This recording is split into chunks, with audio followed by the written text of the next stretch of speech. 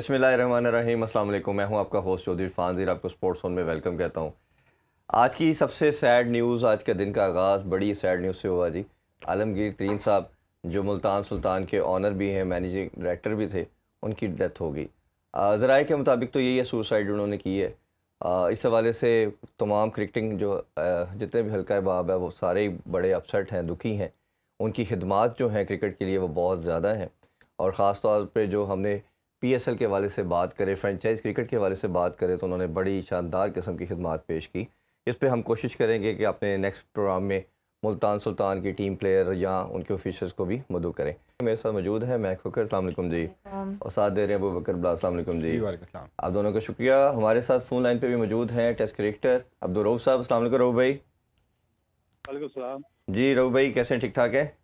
जी, अल्लाह का शुक्र है, बिल्कुल ठीक। रऊफ़ भाई, जिस तरह स्टार्टिंग में मैंने कहा, बड़ी सैड न्यूज़ आज मिली हमें आलमगीर तरीन साहब की डेथ की।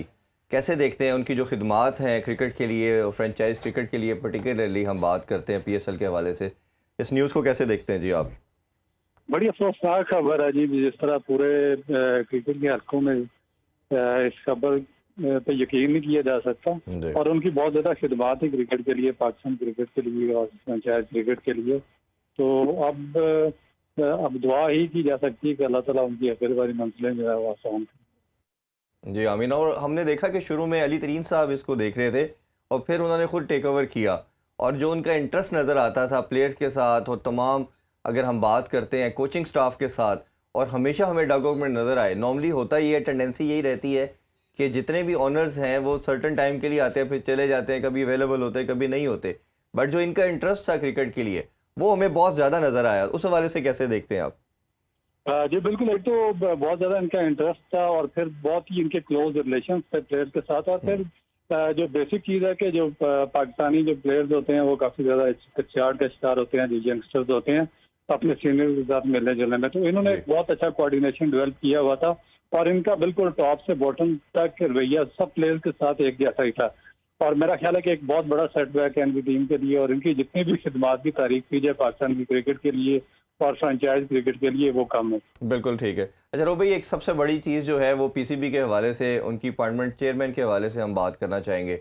अपॉइंटमेंट की बात हुई, इनका नाम पैटर्न इन चीफ ने नॉमिनेट किया, ज़का अशरफ साहब का, रमदे साहब का। मैटर कोर्ट में चला गया, कोर्ट ने स्टे ऑर्डर दे दिया, और अभी फिर इन्होंने 2 दिन पहले पीसीबी की तरफ से एलामिया आया कि ये जो आईसीसी की मीटिंग है डरबन में, तो इन्होंने जाना था सलमान नसीर साहब के साथ। बट जब उनकी तरफ से कुछ रिजर्वेशन आई, कोई कानूनी पेचीदगियाँ सामने आई, तो ये वापस ले लिया गया, रोक दिया गया। अब इन्होंने सोल्यूशन ये निकाला कि दोबारा मैनेजमेंट कमेटी बन गई। अभी भी कुछ लोग कह रहे हैं कि एक बनने के बाद दोबारा नहीं बन सकती।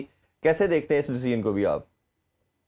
देखिए, मेरा ख्याल है कि पाकिस्तान के क्रिकेट को ऑल ओवर द कंट्री जिस तरह पाकिस्तान की स्पोर्ट्स को चलाया जा रहा है, वो बहुत ही ज़्यादा एक अफसोसनाक चीज़ है। और इस तरीके से मेरा ख्याल है कि स्पोर्ट्स को नहीं चलाना चाहिए, और ना ही स्पोर्ट्स में सियासत को लाना चाहिए। हमारी जो सियासत है उससे तो आप सब लोग आगाह हैं कि जिस तरीके से ये लोग कर रहे हैं, और जिस तरीके से पाकिस्तान का बेड़ा गर्क हो चुका है।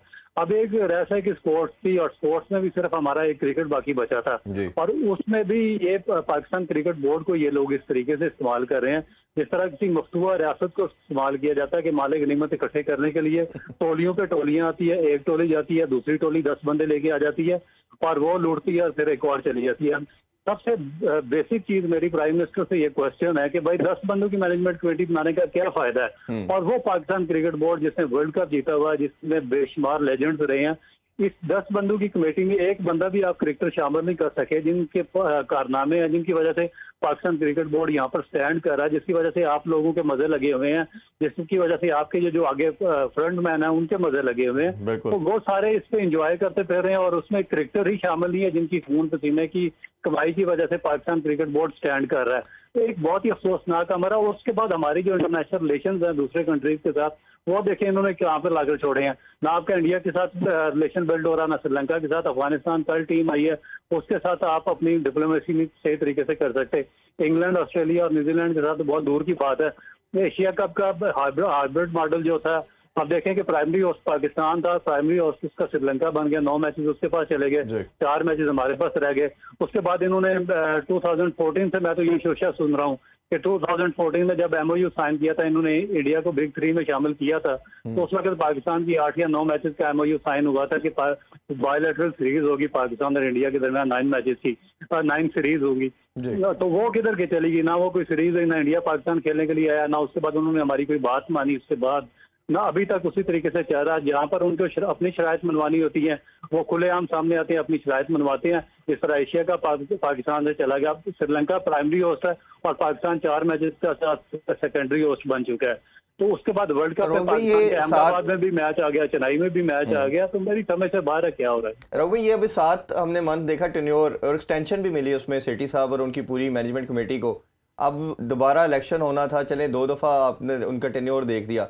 अब दोबारा बनाने का पर्पस सवाए इसके कि आपने इनको भेजना आईसीसी की मीटिंग के अंदर, 4 मंथ का टेन्योर इनका फिर दे दिया गया है। तो अब दोबारा इसकी क्या लॉजिक इसके अलावा आपको नजर आती है सवाए इसके कि इन्होंने मीटिंग में जाना था? और सॉरी, मैं बस एक क्वेश्चन ऐड कर सकती हूँ कि आपको लगता है कि अब जिस तरह उन्होंने कहा कि नजम सेठी ने अपना एक छोटा टेन्योर आके उन्होंने किया, तो अगर हम आगे की तरफ देखें तो आपको लगता है जब, क्योंकि अब ज़का अशरफ आ गए हैं चेयर में, तो आपको लगता है कि वो कोई ऐसी इंप्रूवमेंट्स ला सकते हैं अपने टेन्योर में जो नजम सेठी साहब अपने छोटे से टेन्योर में ना ला सके? देखिए, बात सीधी सी है कि मैं भी इस सिस्टम के साथ पिछले 25-30 साल से जुड़ा हूँ और मैं बहुत ही यकीन ऑब्जर्वर हूँ इस सिस्टम का। मैं बिल्कुल पार्टनर पार्सन रहा हूँ। जी। ये लोग, इनका कोई बिल्कुल स्टेक नहीं है पाकिस्तान क्रिकेट के लिए, कुछ भी नहीं करना चाह रहे। इनकी सिर्फ अपनी सियासत है। इनको पहले टेन्योर दिया था कि भाई 2014 का आइन आपके पास लिखा हुआ है, उसको एज इट इज बहाल कर दें, ठीक है। तो उसमें इनको एडवांटेज ये होगा कि इमरान खान की जो मैं तो उसको कह सकता हूँ स्पोर्ट्स कश पॉलिसी थी, जो एंटी स्पोर्ट्समैन पॉलिसी थी कि उन्होंने डिपार्टमेंट खत्म कर दिए थे और एजेंट्स कम कर दिए थे, तो उसमें बहुत ज्यादा जो लड़कों की तादाद सफर हुई थी, उसकी वजह से एडवांटेज ये सेठी ग्रुप और ये शकील ग्रुप ले गया सारे का सारा। मगर इन्होंने काम एक आने का भी नहीं किया और ना ही काम कर सकते थे। ये सिर्फ अपनी सियासत में रहे हैं, ये मैनिपुलेशन करते रहे नीचे रीजन में भी, अपने इलेक्शन के लिए, अपने आप को स्ट्रॉन्ग करने के लिए। अब देखिए कि आप मुझे बताएं कि प्राइम मिनिस्टर ने एक मैनेजमेंट कमेटी बनाई है कि भाई आप 2014 का आइन अपनी असल सूरत में बहाल कर दें। आपका काम था डिपार्टमेंट का टूर्नामेंट करवाते, रीजन का टूर्नामेंट करवाते, उनका बहाल कर देते। आप लोग नीचे मैनिपुलेशन जाकर नीचे करते रहे और उसके बाद फिर दोबारा आपको एक्सटेंड किया गया, उसमें भी आप नहीं कर सकते। आपने जिन रीजन में आपके एंटी लोग थे, जिस तरह मुल्तान था या एबटाबाद रीजन था, उसमें क्योंकि आपका एंटी ग्रुप था, वहां पर आपने इलेक्शन ही नहीं करवाए और फिर आपने अगला टेन्योर मांगने के लिए चले गए। और यही इसी तरीके से ये अब नई जो मैनेजमेंट कमेटी आई है, इसमें तो क्रिकेटर है ही नहीं है, इन्होंने क्या काम करना चाह रही है। तो सिर्फ बातें करेंगे, दावे करेंगे और पाकिस्तान क्रिकेट सफर करेगी, पाकिस्तान के क्रिकेटर सफर करेंगे और पूरा पाकिस्तान का जो सिस्टम है स्पोर्ट्स का वो भी सफर करेगा। और मुझे खदशा है कि कहीं पाकिस्तान की जो क्रिकेट है उसका हाल भी हॉकी या फुटबॉल जैसा ना हो। वैसे अभी बाबर आजम की भी प्रेस कॉन्फ्रेंस हुई है, तो उन्होंने उसमें सवाल पूछा गया था कि आपको क्या लगता है ये बार बार चेंज हो रही है, तो इससे आप लोगों को कोई इफेक्ट पड़ेगा? उन्होंने कहा हम इस चीज़ पे फोकस नहीं करते, हमें जो कहा जाता है हम वो करते हैं। मैं अपनी सजेशन दे देता हूँ कि मैं क्या चाहता हूँ सिलेक्शन कमेटी से। तो आपको लगता है कि जो हमारी क्रिकेट टीम है, अब हम देखेंगे काफ़ी इंपॉर्टेंट टूर्नामेंट्स आ रहे हैं और अभी टेस्ट मैचेस भी आ रहे हैं, तो आपको लगता है कि हमारी टीम पे इससे कोई फ़र्क पड़ेगा कि बार बार जो पीसीबी चेयरमैन है वो शफल और चेंज होता जा रहा है? देखिए, इसमें बेसिक चीज जो प्लेयर्स पर फर्क इसलिए पड़ता है कि देखिए, जब नजम सेठी आए थे तो उन्होंने बयान दिया था बाबर आजम की कैप्टनसी के खिलाफ, तो उस पर बहुत ज्यादा एक ले खड़ी हो गई थी और पूरे पाकिस्तान का जो सोशल मीडिया, जो आपका मीडिया, उससे एक बहुत बड़ा उनको रिस्पांस आया था, तो जिसकी वजह से फिर दोबारा वो बैकफुट पर चले गए और उन्होंने कहा कि बाबर आजम ही मेरा कैप्टन होगा। तो इस तरह की जो एक आप कह सकते हैं कॉन्स्पिरेसी थ्योरीज हैं वो क्रिएट करते रहते हैं पाकिस्तान क्रिकेट बोर्ड के अपने ही लोग, और उस पर अगर कब आपका कैप्टन थोड़ा सा माइंड उसका वीक होगा तो वो बहुत ज्यादा सफर करेगा। अब दूसरी चीज प्लेयर्स आ जाते हैं। प्लेयर्स इसलिए सफर करते हैं कि देखिए, एक लाइमलाइट, एक प्लेयर्स है, कुछ एक ग्रुप है प्लेयर्स का जिसपे इन्वेस्ट किया पाकिस्तान क्रिकेट बोर्ड ने 4-5 साल से। आपको पता है कि बहुत बड़ा पैसा इन्वेस्ट होता है पाकिस्तान क्रिकेट बोर्ड का प्लेयर्स पर आजकल। तो 4-5 अगर आपने 3-4 साल इन्वेस्ट किया, उसके बाद आपका स्टेबल नहीं है क्रिकेट बोर्ड, नई सिलेक्शन कमेटी आती है, नए चेयरमैन ऑफ सिलेक्टर्स आते हैं, नया बोर्ड आ जाता है, तो फिर वो जो इन्होंने 3-4 साल से जिन प्लेयर्स पर इन्वेस्ट किया होता है वो पीछे चले जाते हैं, फिर कोई नए प्लेयर आ जाते हैं, फिर उनको ट्राई किया जाता है, फिर नई सिलेक्शन कमेटी चेंज आती है, वो भी चले जाते हैं और फिर कोई नहीं आ जाता। आपकी जो सबसे बड़ा प्रॉब्लम हुआ टेस्ट सीरीज आपकी न्यूजीलैंड के खिलाफ हुई है, आपकी ऑस्ट्रेलिया के खिलाफ हुई है, आपकी इंग्लैंड के खिलाफ। आपने अपने फास्ट बॉलर का कॉम्बिनेशन आपका बन ही नहीं सका। आपने नए नए बॉलर ट्राई किए और सबके सब वो डिस्कार्ड कर दिए टीम से 1-1, 2-2 मैचेस के बाद। तो ये फर्क पड़ता है जो प्लेयर्स को मेरा ख्याल है कि जो अफेक्ट करता है ये वाली छोटी अच्छा भाई, अभी ब्रेक लेनी है। ब्रेक से पहले मैं आपसे एक और छोटा सा क्वेश्चन पूछना चाहूँगा कि स्केड्यूल के हवाले से भी। हम होस्ट हैं, हमने ओबियसली स्केड्यूल बनाना है। 4 मैचेस हमने होस्ट करने हैं, 9 मैचेस उधर होने हैं। तो क्या देखते हैं कि स्केड्यूल को इतना डिले करने से उसका क्या नुकसानात हो सकते हैं? अभी तो शायद वेन्यू की भी बात की जा रही है कि श्रीलंका के अंदर फोरकास्ट आ रही है कि वेदर बहुत ज़्यादा क्लाउडी होता है नेक्स्ट मंथ के अंदर, जो जुलाई और सितंबर में, तो उसमें वेन्यूज़ भी चेंज होने हैं। ये रीज़न है या हमारे इंटरनल प्रॉब्लम्स की वजह से ये सफ़र कर रहा है? देखिए, एक तो सिर्फ 4 मैचेस बाकी बचे हैं और 4 मैचेस के लिए मेरा ख्याल है कि इनको बहुत पहले अपनी स्ट्रेटजिकल प्लानिंग कर लेनी चाहिए थी। इनको जो मेट ऑफिस है उससे भी रब्ता करके अपना वेदर का भी शेड्यूल, जो फोरकास्ट है उसको भी कंसीडर करना चाहिए था और उसको सामने रखकर अभी तक इनका एक स्टेप आ जाना चाहिए था। मगर क्योंकि बार बार की चेंजेस और फिर जो इनका जो बेसिक जो पर्पज है वो पाकिस्तान क्रिकेट को ना तो आगे लेकर जाना है, ना पाकिस्तान की इंटरनेशनल लॉबिंग को स्ट्रॉन्ग करना, ना अपनी डिप्लोमेटिक रिलेशन किसी से बिल्ड करने हैं, ना अपना ग्रास रूट स्ट्रक्चर मजबूत करना। इनका सिर्फ वाहिद मकसद यही है कि ये इन्होंने यहाँ पर पैसा कमाना, सियासत करनी है और नीचे से जो मैनिपुलेशन करनी है इलेक्शन में और अपने आप को सीधा करना है। उसके अलावा इनका कोई पर्पज नहीं। अगर इनका कोई पर्पज होता, देखिए आप वर्ल्ड कप का शेड्यूल जो वर्ल्ड कप बाद में है उसका पहले ही आ चुका हुआ है और उन वेन्यूज पर पाकिस्तान क्रिकेट खेल रहा है जहाँ पर पाकिस्तान ने बहुत ही स्ट्रांगली अपना जो प्रोटेस्ट रिकॉर्ड करवाया था कि हम वहाँ पर नहीं खेलना चाहते और इनसे अभी तक 4 मैचेस का शेड्यूल नहीं बन सका। तो फिर आप देखेंगे आपके सामने सारा मामला। भाई अभी एक ब्रेक लेते हैं जी। ब्रेक से वापस आके हम आपके हवाले से, एशेस के हवाले से, कुछ दीगर मामूलात है उसके हवाले से आपसे बात करते हैं। Stay with us. Welcome back in sports on. जी हम बात कर रहे थे एशेस के हवाले से। रो भाई, आपने मैचेस देखे, बड़ी शानदार किस्म की क्रिकेट ऑस्ट्रेलिया ने दोबारा से खेलनी शुरू की है। हमें जो 90s और अर्ली 20s का जो उनका एरा था वो याद आना शुरू हो गया है। जिस तरह एक कमांडिंग पोजीशन में आते हैं तो फिर दूसरी ऑपोजिशन को वो चांस नहीं दे रहे। कैसे ओवरऑल दोनों मैचेस को देखा आपने? जी बिल्कुल, मेरा ख्याल है कि जिस तरीके से टेस्ट क्रिकेट को होना चाहिए और जिस तरह डाई डाउन हो रहा था ये टेस्ट क्रिकेट, उसको दोबारा रिवाइव किया इन दोनों टीम्स ने और इनका जो सबसे बड़ा क्रेडिट जाता है वो बेन स्टोक को जाता है और उसके बाद जो पैट कमिंस हैं जो ऑस्ट्रेलियन कैप्टन है उनको जाता है। मेरा ख्याल है कि जिस तरीके से उन्होंने कैप्टनसी किया, दोनों ने लीड फ्रॉम द फ्रंट किया है और उसके बाद जिस तरीके की आला मेयार की क्रिकेट खेली है दोनों टीमों ने, वो मेरा ख्याल है कि आउटस्टैंडिंग क्रिकेट है और उसने दोबारा टेस्ट क्रिकेट को रिवाइव कर दिया।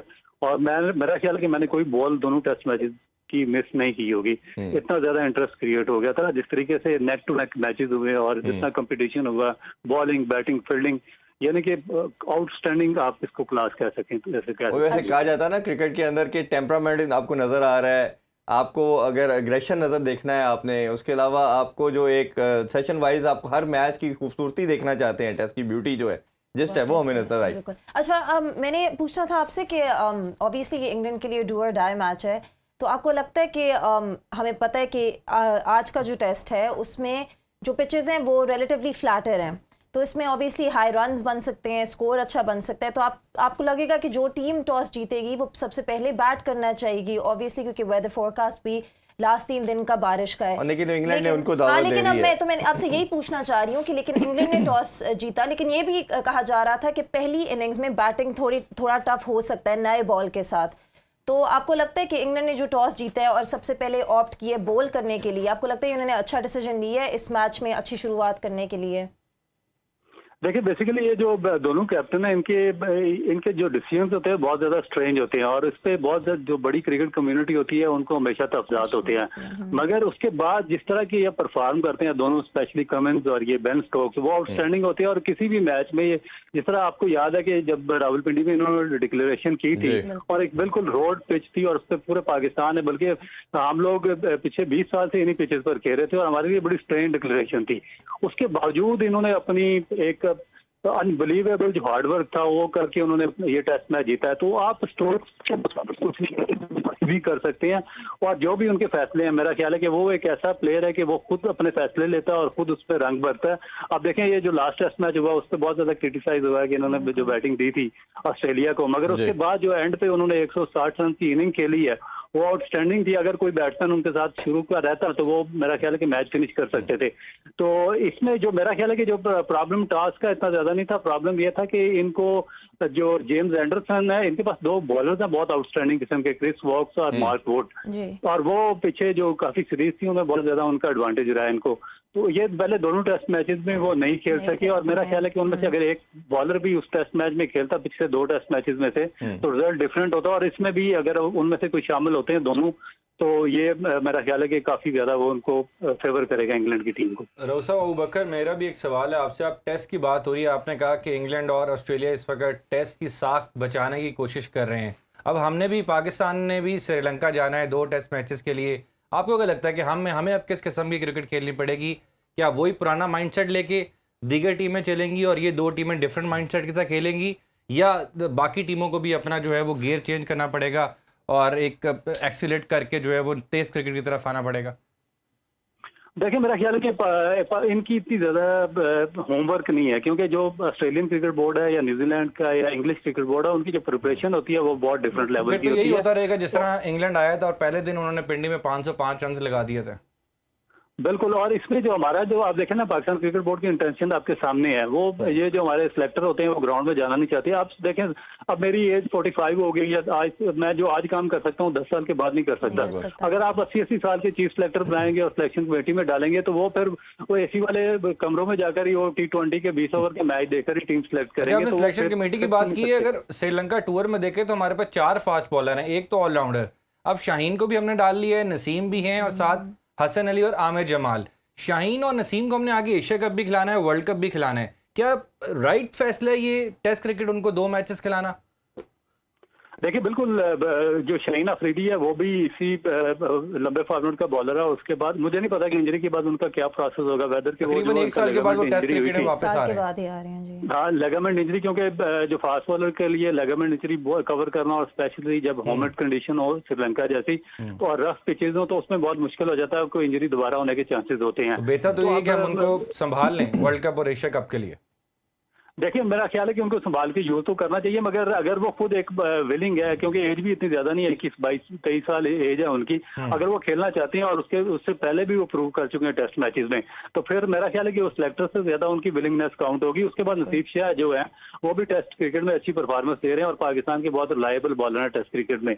हसन अली का थोड़ा सा डाउट कह सकते हैं कि जो सिलेक्शन हुई थी इसमें शान मसूद और हसन अली पे थोड़ी सी लेदी हुई, क्योंकि पीछे अगर 10-12 इनिंग देखे तो दोनों की कोई परफॉर्मेंस नहीं है। तो उसमें उनकी जगह अगर कोई नए लड़कों को सिलेक्ट करके रखा जाता या कोई नए लड़के डेवलप किए जाते तो वो ज्यादा बेहतर था। अच्छा, और उसमें हमारे हमने अगर हम अपनी तरफ से स्पिनर्स की भी बात करें तो आप स्पिनर्स के बारे में क्या कहना चाहेंगे? क्योंकि हमें पता है वो बहुत इंपॉर्टेंट रोल प्ले करेंगे श्रीलंका की पिचेस पे। स्पिनर पे बहुत ज्यादा रिजर्वेशन है कि नुमान अली, आप 40 साल की एज में उसको पाकिस्तान टीम के साथ मुसलसल रखा हुआ, आप नया स्पिनर डेवलप नहीं कर रहे।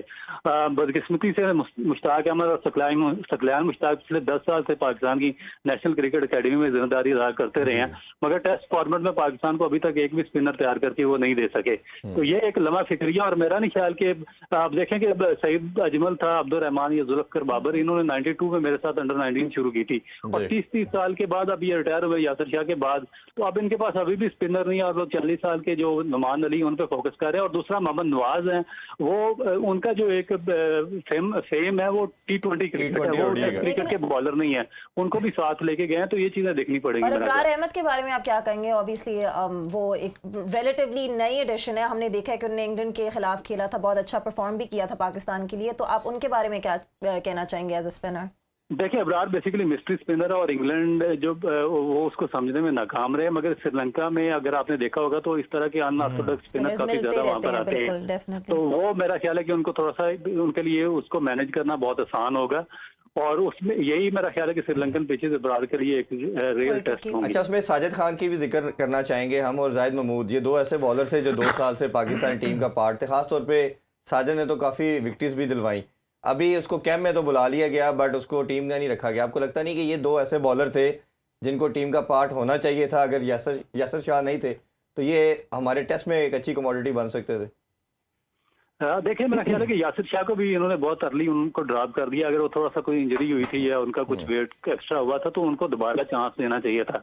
वो वर्ल्ड क्लास स्पिनर है, पूरी दुनिया में उसको अप्रिशिएट किया जाता है और उसकी तारीफ की जाती है, मगर जिस तरह एक आध सीरीज में परफॉर्मेंस की वजह से उसको बहाना बनाकर उसको साइड लाइन कर दिया गया, वो बहुत ही ज्यादा अफसोसनाक है कि 300 विकेटें लेने वाला एक बॉलर या उसके करीब पहुंचने वाला बॉलर उसको इस तरीके से जाया कर दिया जाए। तो जहाँ कर जाहिद महमूद की बात है, तो जाहिद महमूद की डोमेस्टिक में बहुत बड़ी परफॉर्मेंसेज रही हैं और पिछले 10-12 साल से हिस्सा रहे हैं। तो यासिर शाह की वजह से उनको चांस कम मिला। मेरा ख्याल है कि अगर उनको अर्ली ऑन उनको चांसेस मिलते तो वो बहुत बेहतर साबित हो सकते थे। मगर दूसरी तरफ आप देखें, अगर सिलेक्शन कमेटी के अगर उनकी एज की वजह से उनको ड्रॉप किया गया, तो नुमान अली की भी एज उसी तरह उनको साथ रखा गया है। तो अब ये देखिए, जब आपकी सिलेक्शन कमेटी में एक विजन नहीं होगा, एक प्रॉपर पॉलिसी नहीं होगी, तो फिर इस तरह के फैसले आपके सामने ये आते रहेंगे। अच्छा, मैं एक एशेज के हवाले से बड़ा इंपॉर्टेंट क्वेश्चन आपसे करना चाह रहा था एज ए क्रिकेटर। आप ये बताइए कि उसमें जो पिचेस का मामला है, इंग्लैंड जिस तरह की क्रिकेट खेल रहा है, बासत अली साहब हमारे लास्ट वीक शो का पार्ट थे, वो कह रहे थे बेसबॉल क्रिकेट खेल रहे हैं वो, तो इनको काउंटर करना बड़ा आसान है। अब उसका माइंडसेट जो है ब्रैंडन मैकलम का, अगर हम देखें तो वो बैटिंग ट्रैक चाहते हैं। बैटिंग ट्रैक होगा तो उनके बैट्समैन जिस तरह की ब्रुक बैटिंग करता है, ब्रेस्टो करते हैं, या बाकी सब ने भी वही क्राइटेरिया, बेन डेकर्ट उनका T20 प्लेयर है जिसको उन्होंने इवॉल्व किया एज ए टेस्ट प्लेयर। तो आपको लगता नहीं जो उनकी बेसिक रूट्स थी विकेट के लिहाज से, वो घास वाली विकेट इंग्लैंड की होती थी, कंडीशन के लिहाज से बात करें, वो उससे ज़रा हट रहे हैं, वो बैटिंग विकेट बनाने की कोशिश कर रहे हैं। ऑस्ट्रेलिया के बॉलर्स के पास वो क्वालिटी है कि वो दुनिया की हर तरह की विकेट को यूटिलाइज कर पाते हैं, बट इंग्लैंड के जो बॉलर्स हैं, खासतौर पे जेमी एंडरसन को जब उसकी कंडीशन नहीं मिलती तो वो फिर हमें लगता है कि एक एवरेज बॉलर लगता है। तो ये बेसिक रीज़न लग रही है आपको? इरफान भाई, I always love your knowledge. मेरा ख्याल है कि आपने बड़ा एक वैलिड और बड़ा खूबसूरत क्वेश्चन किया। देखें कि ओवर द ईयर्स इंग्लैंड में जो ओवरकास्ट जो रही है, ये कंडीशंस उसको यूटिलाइज करते रहे हैं सीम बॉलर्स इंग्लैंड में, और उसमें हमेशा से जो ऑस्ट्रेलियन जो बॉलर्स थे वो सफ़र करते रहे, क्योंकि ऑस्ट्रेलियन जो होते हैं बॉलर बेसिकली वो उसको डिग को हिट करते हैं बहुत ज़्यादा जो पिच होती है, तो वहाँ से वो बाउंस क्रिएट करते हैं, और इंग्लैंड में हमेशा से उनके लिए लाइन एंड लेंथ लेना बड़ा मुश्किल था सीम बॉलर्स वाली, वो सफ़र करते रहे हैं। अब जो प्रॉब्लम इनको क्या है, जो इंग्लैंड ने क्यों इस तरह चेंज किया, उसकी देखें कि आपको पीछे जाकर उस पर देखना पड़ेगा, क्योंकि जब भी अपने कंट्री में खेलते हैं तो ये रिजल्ट प्रोड्यूस कर देते हैं, मगर जैसे ही ये एशियन कंडीशंस में जाते हैं या ये साउथ अफ्रीका या ऑस्ट्रेलिया में जाते हैं तो इनको बहुत ज़्यादा ट्रबल वहाँ पे क्रिएट होती है। तो ये जो रेवोल्यूशनरी किस्म के कोचेज वगैरह आते हैं या कैप्टन आते हैं, पूरा एक क्रिकेट बोर्ड मैनेजमेंट आती है, तो वो फिर रेवोल्यूशनरी डिसीजन लेती है। तो ये भी इसी किस्म का आप डिसीजन कह सकते हैं कि उन्होंने वो सीरीज जीतने पे नहीं गए ऑल आउट। अगर वो वोक्स को, वुड को, एंडरसन को और इनको यूटिलाइज करते सेम पिचेस पर तो इजीली वो सीरीज जीत सकते थे, मगर उन्होंने फ्यूचर को सामने रखा, अपनी जनरेशन को सामने रखा, एक लॉन्ग टर्म प्लानिंग पे गया कि हम यहाँ भी एक्सपीरियंस करते हैं फ्लैट पिचेस का, क्योंकि हमें बाहर जाकर इस तरह की पिचेस पर फेस करना पड़ता है। तो उन्होंने अपने आप को भी टेस्ट में डाला और दूसरी अपोजिशन को भी, और मेरा ख्याल है कि ये एक बहुत अच्छा है उनका एक पॉजिटिव इकदाम है, जिसको जितना आप अभी ब्रेक लेते हैं, ब्रेक से वापस आके वर्ल्ड कप क्वालिफायर के वाले से भी आपका ओपिनियन जानेंगे। Stay with us. Once again welcome back in sports On. हम बात कर रहे थे वर्ल्ड कप क्वालिफायर के हवाले से। रो भाई, हमने देखा कि बड़े ज़बरदस्त किस्म के मुकाबले हो रहे हैं। पहली साइड जो इसने क्वालिफाई कर लिया वो श्रीलंका है, और दूसरी साइड जो हमें लगता था समहाउ वो यही लग रहा था या जिम्बाब्वे होगी या वेस्ट इंडीज़ होगी। पहले मैं वेस्ट इंडीज़ के हवाले से आपसे जानना चाहूँगा, इनका जो अरूज देखा हमने 70s 80s और इवन समहाउ 90s के अंदर भी एक डिबेकल का शिकार हुआ, और फिर ये इनके प्लेयर जो है लीग क्रिकेट और दूसरी चीज़ों में जाना शुरू हुए। किसी बड़े इवेंट के टाइम पे सब गैदर्ड होते थे और खेलते थे। फाइनेंशियल के इशू आप हम सबसे बेहतर जानते हैं। क्या आपको इसके अलावा रीज़न लगती हैं जिसकी वजह से ये टीम इस कदर नीचे डिक्लाइन का शिकार हुई कि पहले 2017 की चैंपियन ट्रॉफी में क्वालिफाई नहीं कर सकी और अब वर्ल्ड कप 2023 में भी क्वालिफाई नहीं कर सकी? और ऑल्सो मैं ऐड करना चाहूँगी कि इस वर्ल्ड कप क्वालिफायर में उनकी फील्डिंग बहुत ही बुरी रही थी। काफ़ी क्रिटिसिज्म मिला है उनकी फील्डिंग पे। उन्होंने जिस तरह के बहुत ही इंपॉर्टेंट कैचेस ड्रॉप किए थे बहुत ही ज़रूरी मोमेंट्स पे, तो उसके हवाले से भी आप क्या कहेंगे ओवरऑल वेस्ट इंडीज़ के बारे में? देखिए, मेरा ख्याल है कि इनकी जो पास्ट हिस्ट्री है, इसमें जो जज़ायर गरबुल हिंद है ना, ये छोटे छोटे जज़ायर हैं और इनकी कोई एक बाकायदा कोई यूनाइटेड स्टेट है नहीं ये। तो इस वजह से इनकी जो स्टेट्स हैं उसमें बहुत ज़्यादा पॉलिटिक्स है, और स्पेशल क्रिकेट के मामले में बहुत ज़्यादा पॉलिटिक्स है, जिसमें बाद दफ़ा जो बहुत अच्छे प्लेयर्स होते हैं वो उनको नज़रअंदाज कर दिया जाता है, और बाद दफ़ा जो ऑर्डिनरी होते हैं वो भी टीम का हिस्सा बन जाते हैं। एक तो ये प्रॉब्लम है बहुत ज़्यादा इन पे। दूसरा, इनके ये लकी थे कि इनको क्लाइव लाइट जैसा एक बहुत ही ग्रेट कैप्टन मिला था, जिसने जितने भी जज़ायर थे उनको एक ही जो फ्लैग था उसके नीचे यूनाइट रखा बड़े अरसे तक, और अर्ली 2 वर्ल्ड कप वो जीत गए। तो उसका असर काफ़ी अरसे तक रहा। इनके पास फास्ट बॉलिंग का एक बड़ा स्क्वाड था। उसके बाद विव रिचर्ड की जो कैप्टनसी थी उसमें भी क्लाइव लाइट की काफ़ी झलक थी और उन्होंने भी काफ़ी यूनाइट रखा। उसके बाद सडनली ये डिक्लाइन पे चले गए और फिर बिल्कुल आस्ता आस्ता इनका एक यूनियन इनकी कायम नहीं रह सकी। डैरन समी ने कुछ हद तक कोशिश की थी, मगर वो भी उसको मुकम्मल तौर पर सॉल्व करने में नाकाम रहे थे। फिर उसके बाद इनकी जो लीग्स थी और ये क्रिकेट में मैच फिक्सिंग के काफ़ी ज़्यादा इशू आने शुरू हो गए, काफ़ी ज़्यादा इनके लड़के पकड़े गए, करप्शन के काफ़ी ज़्यादा इश्यूज आने शुरू हो गए थे। फिर इनकी पॉलिटिक्स में फंडिंग का प्रॉब्लम हो गया था, इनके बोर्ड में वो प्रॉब्लम चलती रही। तो इस वजह से मेरा ख्याल है कि ये इनको सेटबैक, और फिर उसके बाद जो उनके आप लेजेंड्स हैं वो भी कोई यूनानी मसली कोई डिसीजन लेने में नाकाम रहे, क्योंकि वो भी मुख्तलिफ पार्ट से थे। वो कोई किसी ट्रिनिडाड से थे, कोई एंटीगुआ से थे, कोई डिफरेंट से थे, तो उनको वो भी आपस में यूनाइटेड नहीं हो सके। तो ये इनको प्रॉब्लम काफी अरसे से आ रहा है, तो उस वजह से अच्छा, मैं एक जनरल सुनार का इनका बाहर होना। जी रोबी, मैं जनरली आपसे जानना चाहूंगा, जैसे स्पोर्ट्स की कुछ गेम होती है इंडिविजुअल बेसिस है, कोई टीम्स की गेम होती है, ये कितना मुश्किल होता है कि अगर आपके प्लेयर 10-11 मंथ कुछ और कर रहे हैं, कहीं और खेल रहे हैं, और सिर्फ इवेंट के टाइम पे सारे गैदर्ड होके जैलिन होके वो कोशिश कर रहे हैं कि हम इकट्ठे होंगे, सीमेंट होके हम जीत जाएंगे। ये क्या वाकई इतना मुश्किल है? ये सिर्फ बातों की हद तक नहीं, रियलिटी भी ऐसी है? जी बिल्कुल रेडी। और मैं आपको इसकी एग्जांपल देता हूँ कि अगर आप एक वर्ल्ड 11 बना दें जो आपस में जेल ना हो और उसमें दुनिया के सारे टॉप के प्लेयर्स इकट्ठे कर दें, और मैंने ये कई दफा देखा, बल्कि हम हांगकांग सुपर 6 होता था तो उसमें वर्ल्ड 11 के खिलाफ खेलते भी रहे, जिसमें दुनिया के बड़े बड़े मैगरा थे, शेन वॉर्न, और इंडिया से कुंबले, सचिन तेंदुलकर, ये सारे मुख्तलिफ एक ही टीम में आकर खेलते थे। मगर ये टीम कभी भी जेल नहीं हो सकी और ना ही कभी वर्ल्ड 11 को टाइटल जीत सकी। इसकी वजह ये है कि जब तक आप जेल नहीं होंगे, आपका कम्बिनेशन नहीं बनेगा, आप एक दूसरे को जानेंगे नहीं, उस वक्त तक टीम इवेंट खेलना बहुत मुश्किल हो जाता है।